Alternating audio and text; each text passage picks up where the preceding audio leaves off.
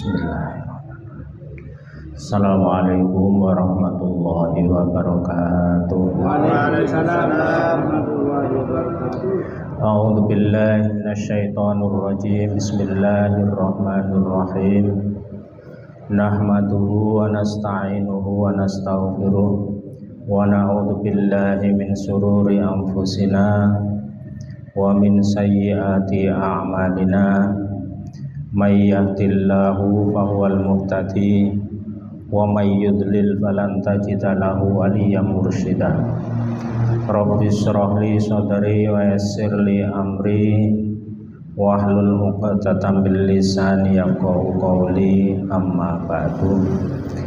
Para bapak, ibu, jamaah salat subuh yang berbahagia, alhamdulillah pada hari ini kita oleh Allah ditakdirkan masih bisa melaksanakan ibadah di bulan suci Ramadan dalam keadaan sehat walafiat. Mudah-mudahan oleh Allah selalu dijaga, selalu bisa melaksanakan perintah-perintahnya, mulai dari yang wajib sampai dengan yang bersifat anjuran atau sunnah. Dan mudah-mudahan semua amal ibadah kita ini diterima oleh Allah Subhanahu wa taala. Amin. Shalawat salam mugi-mugi tetep katur dumateng junjungan kita Nabi besar Muhammad sallallahu alaihi wasallam. Ibu bapak ingkang kawula hormati, nuwun barokah suratul Fatihah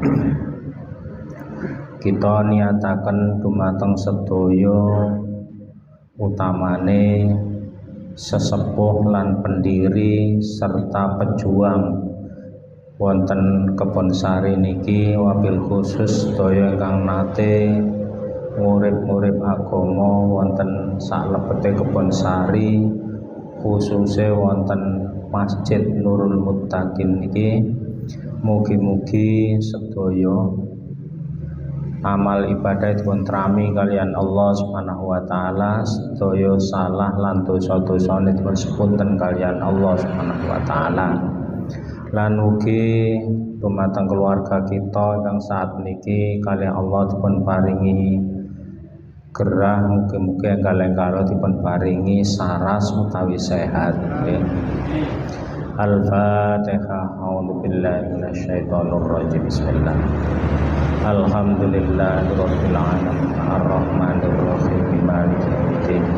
Iyyaka na'budu wa iyyaka nasta'in ihdinas siratal mustaqim siratal ladzina an'amta 'alaihim ghairil maghdubi 'alaihim waladdallin. Ibu bapak ingkang kawula hormati, poso sampun mlebet hari yang ke-10. Kita samangke sampun mulai merasakan betapa nikmatnya ibadah di bulan Ramadan ini. Utamanya betapa nikmatnya kita melaksanakan puasa. Rasane enak, enteng, di hati damai. Semoga mugi-mugi poso wulan ngriki, wulan sakniki niki, mugi-mugi sanes poso sing terakhir kangge kita sedaya nggih. Amin Allahumma amin. Muga-muga taun ngarep ya sik dikai umur, lan muga-muga kaya umur sing barokah manfaat. Amin Allahumma amin. Ibu bapak ingkang kawula hormati, khususnya di bulan puasa kita oleh Allah diperintahkan lebih di dalam menggunakan waktu-waktu kesempatan ini, melebihi di luar bulan Ramadan. Karena apa? Karena di dalam bulan puasa niki bulan yang istimewa, bulan yang lebih dibandingkan wulan-wulan liyane yang jumlahnya ada 11. Karena itu para bapak ibu sekalian, utamanya disyariatkannya puasa ini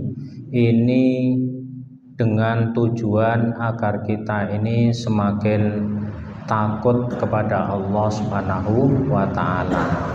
Intine ibadah niki supaya kita sedaya niki dadi wong-wong sing wedi nang Gusti Allah Subhanahu wa taala. Dawuh Gusti Allah wonten Al-Qur'an potongan ayate khususnya bab poso niki sing terakhir ayat lamunine la'allakum tattaqun. Semoga muga-muga menawa-menawa sira kabeh dadi wong sing wedi nang Gusti Allah. Ibu bapak ingkang kawula hormati, khususnya poso niki kita sampun paham, kita sudah mengerti bahwa makna puasa itu secara syariat adalah menahan diri atau al-imsak ya. Imsak atau menahan diri, cara Jawane ngempet saking nopo dari semua hal yang membatalkan puasa. Jelas lek poso iku ya ora mangan, ora ngombe, ora kumpul karo bojo lan liyane. Tapi ada yang lebih tinggi dari itu, yaitu kita menjaga akhlak. Karena kita paham para kekasih Allah yang dulu-dulu, ulama-ulama salaf zaman dulu, para bapak ibu, ini banyak dalam beribadah itu sangat-sangat memperhatikan hal-hal yang kecil-kecil diperhatikan. Ini namanya akhlak. Dan ternyata dari memperhatikan yang kecil-kecil itu oleh Allah diberikan derajat-derajat yang sangat tinggi, derajat yang luar biasa. Nah, karena hal yang kecil ini Allah Subhanahu wa taala berkenan menerima amal-amal ibadah yang pokok yang besar-besar. Biasanya penyebabnya karena hal-hal yang kecil ya. Banyak hal-hal yang kecil yang menyebabkan amal ibadah yang besar-besar diterima oleh Allah Subhanahu wa taala. Makanya kita sedaya mboten angsal ngremehaken urusan cilik. Urusan-urusan yang kita anggap remeh itu jangan sampai kita sepelekan. Kita teringat diterangkan dalam kitab betapa Imam Ghazali itu menjadi rujukan bagi ulama-ulama sufi, termasuk bagi umat Islam sampai zaman ini. Itu karena akhlaknya yang amat sangat tinggi. Kita kenal sampai saat ini di pondok-pondok pesantren, termasuk di dunia ini karangan-karangan beliau dikaji. Mulai dari Bidayatul Hidayah yang sangat terkenal sampai kitab besar yang namanya Ihya Ulumuddin. Hampir setiap orang Islam pernah mendengar, walaupun namanya saja. Kadang dicoblek-coblek titik-titik. Itu karya beliau yang luar biasa, khususnya di dalam menjaga akhlak baik terhadap Allah maupun terhadap sesama manusia. Pun demikian diceritakan dalam sebuah kisah, beliau setelah meninggal dunia, beliau ini mempunyai derajat yang sangat tinggi. Semua amal ibadahnya diterima oleh Allah disebabkan pada suatu saat ketika beliau sedang menyusun kitab, maka beliau ini selalu berhati-hati. Setiap saat akan menulis itu mesti diawali dengan asma Allah dan dalam kondisi suci. Nah, pada suatu saat, kalau zaman dulu ini orang menulis itu tidak menggunakan pulpen seperti saat ini. Saya yakin bapak ibu yang pernah mondok zaman biyen iku lek ngesai kitab iku biasane nganggo mangsi, nganggo pen. Dulu itu ada serat yang namanya apa? Anune ares itu lho apa itu. Di PP mari ngono dikei mangsi, kemudian ini yang ditotolno, totol. Nah, termasuk ini ketika akan menulis, menutulkan pen ke tempat bak mangsi ini, ketika itu dilihat ada binatang yang namanya lalat. Ketika dilihat ada lalat yang sedang minum air dari bak mangsi itu, tumbuhlah dalam hati nurani imam ini, memberikan kesempatan, membiarkan binatang kecil yang bernama lalat, yang kebanyakan orang menganggap ini binatang yang hina, diberi kesempatan ngelak saaken, gitu ya, saaken. Kemudian diberikan kesempatan biar minum sampai puas. Setelah minum kemudian kaburlah yang namanya lalat. Kemudian dilanjutkan untuk menulis kitab itu. Dikabarkan dari hal kecil memberikan kesempatan yang ketika itu tumbuh tulus ikhlasnya yang sangat mendalam ini, menyebabkan semua amal ibadah yang besar itu diterima oleh Allah Subhanahu wa Ta'ala. Supaya contoh ini lebih mantap, saya berikan contoh yang lain. Dikisahkan dalam satu kitab yang tipis yang berjudul Usfuriyah. Di sana diceritakan ada salah seorang sahabat yang sangat terkenal hebatnya. Namanya adalah Umar ibnul Khattab. Beliau adilnya bukan main. Beliau ibadahnya bukan main.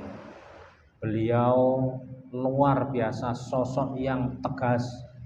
Sampai dalam sejarah, jangankan manusia-manusia yang jahat, sampai jin itu loh takut, gitu ya. Sehingga ketika beliau ini akan hijrah ke Madinah, itu malah diumumkan kalau yang lain itu sembunyi-sembunyi.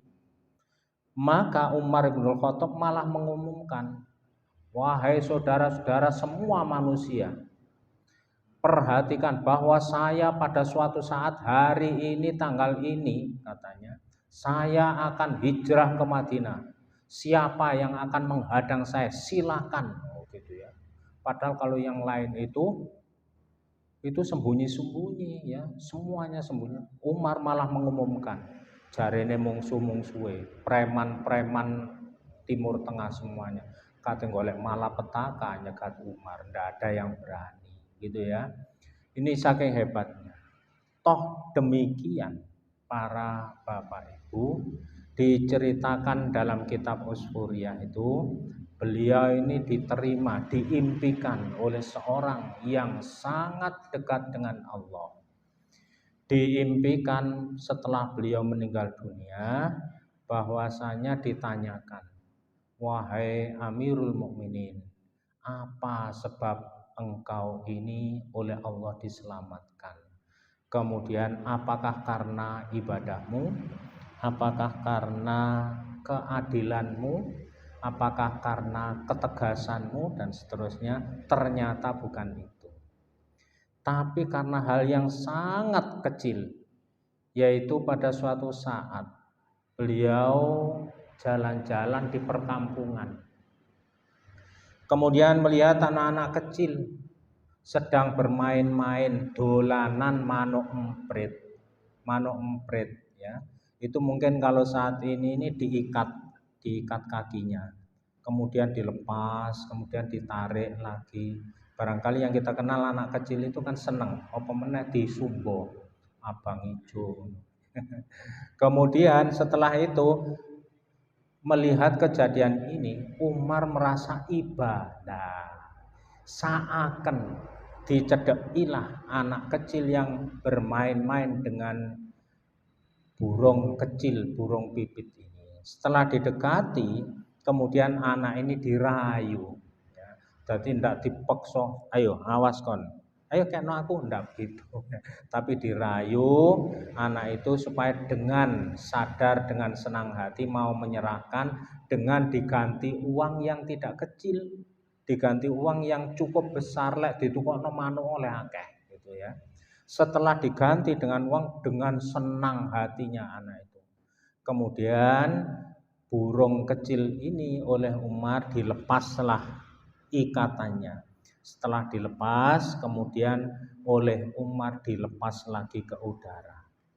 Dengan dilepas ke udara, burung ini menjadi bebas kembali. Hatinya Umar Ibnul Khattab ini menjadi seneng, lega, legone, ridho ini loh. Karena inilah yang menyebabkan semua amal ibadah beliau ini diterima oleh Allah Subhanahu wa Ta'ala. Contoh dua ini saja. Karena itu para bapak ibu sekalian, betapa dalam sejarah, kalau tidak salah di Nasoihud Diniyah disebutkan ada seorang yang sufi yang bernama Hatim. Nama panjangnya panjang saya tidak hafal. Hatim itu mendapatkan lakop. Lakop itu julukan kebiasaan ya. Contoh kalau di sini ini ada orang namanya Mahfud misalnya loh ya, misalnya. Mahfud ketepan kono loro telu. Nah, itu diberi lakop. Lakop itu julukan. Mahfud sing di Mahfud keropok. Nah, misalnya ya. Mahfud keropok. Kenapa? Karena kebiasaannya itu mungkin jualan keropok atau senang keropok dan lain sebagainya. Demikian juga ini namanya Hatim ini mendapatkan lakop, namanya adalah Hatim al-Asom. Asom itu artinya budak. Karena apa? Karena diceritakan di sana bahwa Hatim ini pada suatu saat ketika beliau sedang berjualan, ada seorang pembeli.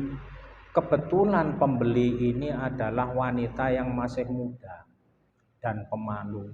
Ketika di hadapan Hatim sedang mau membeli barang, ternyata kepentut dan entutnya itu berbunyi agak keras ya, keras.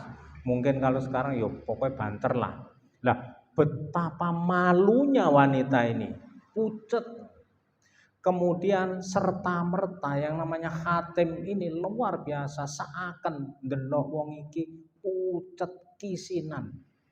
Kemudian berikutnya bagaimana? Hatim ini pura-pura sebagai seorang yang tuli. Misalnya beli lombok. Kula tumbas lombok umpama tembok, nah gitu ya. Lombok tembok gak krungu budek wong iki. Alhamdulillah begitu perasaan si pembeli tadi. Akhirnya hilanglah rasa malu karena dianggap ya, karena dianggap si penjual ini adalah memang betul-betul tidak mendengarkan atau budak. Nah, dengan menjaga ini ternyata Hatim ini sampai lama berapa puluh tahun itu berlaku sebagai orang yang budak ini, walaupun tidak budak. Karena apa? Menjaga supaya di masyarakat terkenal budak. Tapi setelah wanita yang pernah ditolong itu ternyata dipanggil oleh Allah mati, beliau ini kemudian baru mau cerita ya. Aku iki sajane gak budek, tapi krana njaga wong iki supaya gak isin. Nah, begitu ya. Sebab inilah para bapak ibu, Hatim ini oleh Allah diangkat derajatnya menjadi kekasih Allah, wali Allah. Cerita yang lain banyak. Karena itu para bapak ibu, lebih-lebih di bulan puasa ini marilah kita menjaga semua hal-hal yang mungkin orang lain menganggap kecil, kita jaga. Walaupun tidak ada orang yang tahu. Misalnya di masjid ini kok ada sampah ya, ono kotoran yang tertinggal, gak usah leren takok-takok. Kita mire iki sopo, misalnya ndak usah, ya diresiki. Nek jopo kok ana teleke PT, gak usah pitike sapa iki, gak usah ngurus-ngurus ngono. Ya moro-moro diresiki gak kakean omong. Nah, itu contohnya begitu ya. Termasuk juga ketika kita tahu di mana saja yang itu membahayakan orang. Contohnya ada duri. Ini kan akhlak ya, bagian dari akhlak. Ono nun sewu kulite pisang. Wah iki lek dideki wong kepleset Mas yo kan wong gak usah di sopo sing buang kulite pisangnya kok ndek kene kan ndak usah gitu ya. Moro ae dijogok, dibuang di tempat yang seharusnya. Contoh-contoh kecil semacam inilah akhlak yang diajarkan oleh baginda Rasulullah Muhammad sallallahu alaihi wasallam. Bapak Ibu yang berbahagia, banyak sekali hal-hal yang lembut yang dibahas dalam kitab-kitab klasik termasuk kitab tauhid ya, yang menyebabkan seorang itu diangkat derajatnya, dimuliakan oleh Allah gara-gara hal-hal yang lembut seperti ini. Karena itu para Bapak Ibu sekalian, mari kita menjaga ibadah kita, utamanya yang besar-besar, tapi lebih utama juga yang kecil-kecil. Barangkali sopo ngerti teko sing masalah cuwilik itu ibadah yang besar ini diterima. Karena apa para Bapak Ibu? Yang besar yang pokok ini antara lain kita ini kan mengenal, khususnya adalah rukun Islam. Yo salate, mari ngono yo posone, yo zakate. Tapi apakah kita pernah membayangkan apa diterima ya salatku? Wong bentuke salatku ae kaya ora tau eling nang Gusti Allah. Ya eling lek takbiratul ihram. Mari iku ngedab. Kan begitu ya. Wis eling sembarang kalir. Kadare kelangan korek ayo dieling-eling ya nalika nengahi sembayang. Ya Allah, wis ngono ambek mantuk-mantuk korek itu contohnya begitu. Ya kualitas sholat kita ini masih sebatas ini. Ditambah poso kita juga begitu. Kadang masih gedabiah apa mripate jelalatan ra karu-karuan. Ya, termasuk yang lain ibadah-ibadah yang lain yang pokok. Katakanlah kita haji. Seakeh haji kita ini barangkali sik krono selain Allah. Mungkin pelaksanaannya di sana itu berunggul-unggulan, cuman kepingin meraih ini, tapi kadangkala kita mengabaikan akhlak kita ya, di hadapan Rasulullah Muhammad sallallahu alaihi wasallam. Loh, kekurangan-kekurangan yang pokok yang besar ini, sapa ngerti Gusti Allah maringi ridho perkara roh arek cilik marung dikai permen arekku seneng. Loh, sapa ngerti sebab itu? Kita tidak paham, kita tidak tahu. Hal-hal rahasia semacam inilah mari selalu kita jaga. Jangan menganggap hal-hal yang remeh itu di dalam ajaran agama tetap dianggap penting, jangan dianggap remeh. Ibu bapak yang saya hormati, karena keterbatasan waktu, apa yang saya sampaikan mudah-mudahan Allah berkenan menerima semua amal ibadah kita, dan mudah-mudahan diberikan umur panjang yang barokah, bisa melaksanakan ibadah dengan istiqomah, dan mudah-mudahan sewaktu-waktu kita dipanggil oleh Allah menjadi husnul khotimah. Amin Allahumma amin. Al-Fatihah. Bismillahirrahmanirrahim. Alhamdulillahirabbil alamin arrahmanir rahim maliki yaumiddin. Iyyaka na'budu wa iyyaka nasta'in ihdinas siratal mustaqim siratal ladzina an'amta 'alaihim. A'udzu billahi minasyaitonir rajim. Bismillahirrahmanirrahim. Allahumma shalli wa sallim ala sayyidina Muhammad walhamdulillahi rabbil alamin. Allahumma ya da'imal fadli 'alal bariyah wa ya basitul yadaini bil 'atiyah wa ya sahibal mawahibis saniyah, shalli ala sayyidina Muhammadin khairil warasadiyah wa ghfir lana ya dzal mulafi adil asiyah. Allahumma anfa'na bima 'allamtana wa 'allimna ma yanfa'una, yassir 'alaina ya Allah jami'a maqasidana fid din wal dunya wal akhirah wa la tu'assir 'alaina kulla asir. Allahumma ja'alna wa ahlana wa dzurriyyatana wa auladana min ahlil ilmi wa ahlil khair wa la taj'alna wa iyyahum min ahli syarri wa ahli dhair. Rabbana atina fid dunya hasanah wa fil akhirati hasanah wa qina adzabannar wa sallallahu ala sayyidina Muhammadin nabiyil ummi wa ala alihi wasallam subhana rabbika rabbil izzati amma yasifun wa salamun alal mursalin walhamdulillahi rabbil alamin al-fatihah alhamdulillah.